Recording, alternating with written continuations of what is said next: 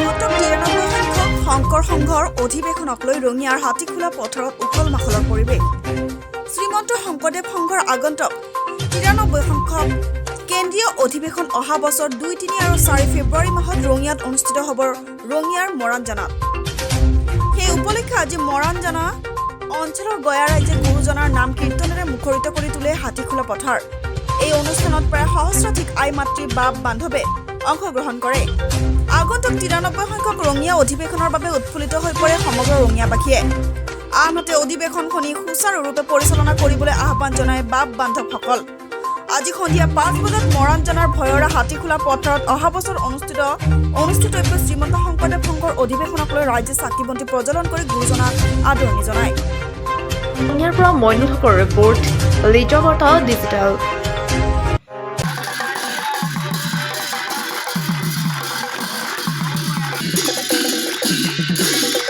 শ্ৰীমন্ত শংকৰদেৱ সংঘৰ ভৈৰা প্ৰাথমিক শাখা আৰু কৃষ্ণাৰ্জুন প্ৰাথমিক শাখাৰ সমূহ বাপ বান্ধৱ আই মাতৃ সমস্ত ইয়াত মিলিত হৈছোঁ।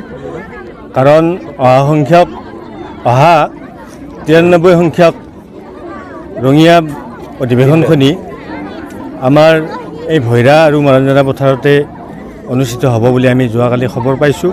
সেইকাৰণে আমি কৃষ্ণাৰ্জুন প্ৰাথমিক শাখা আৰু ভৈৰা প্ৰাথমিক শাখাৰ বাপ বান্ধৱ আই মাতৃ সমস্তই অতি উৎফুল্লিত হৈছোঁ আৰু সেয়েহে আমি ইয়াতে এভাগী শৰায়ো আগবঢ়াইছোঁ যাতে আমি ভকত বৈষ্ণৱ সমস্তক আমি সেৱা কৰিব পাৰোঁ, ভকত বৈষ্ণৱৰ পদধূলি ল'ব পাৰোঁ।